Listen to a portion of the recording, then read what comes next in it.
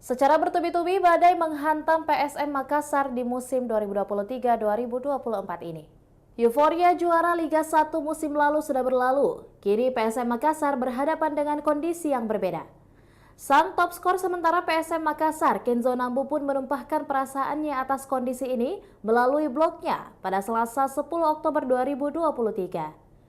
Satu hal yang paling dikhawatirkan oleh Kenzo Nambu yakni mental pemain muda PSM Makassar yang dihadapkan dengan kondisi yang berbanding terbalik dari musim sebelumnya. Dalam beberapa bulan terakhir, PSM Makassar tengah harus berjuang keras kembali ke performa terbaiknya. Di Liga 1 2023-2024 hingga pekan ke-15 PSM Makassar baru mengoleksi 18 poin akibat 7 kekalahan yang dialami. Sialnya lagi, 3 kekalahan diantaranya didapatkan PSM Makassar kala bermain di markas sendiri, Stadion B.J. Habibie. Di AFC Cup 2023-2024, PSM Makassar jadi bulan-bulanan. 2 laga sudah dijalani, Kenzo Nambu CS menelan kekalahan dengan kebobolan 8 kali tanpa mencetak 1 gol pun. 2 kekalahan tersebut sekaligus menggenapi kekalahan 5 kali beruntun yang dialami oleh PSM Makassar. Pada pekan ke-15, saat PSM mencoba bangkit kala menjamu Madura United di Stadion B.J. Habibie Minggu 8 Oktober 2023, hasil yang tak diharapkan juga terjadi. PSM Makassar takluk 0-2 atas Madura United. Di hari yang sama, kabar buruk tersiar, William Pluim resmi berpisah dengan PSM Makassar.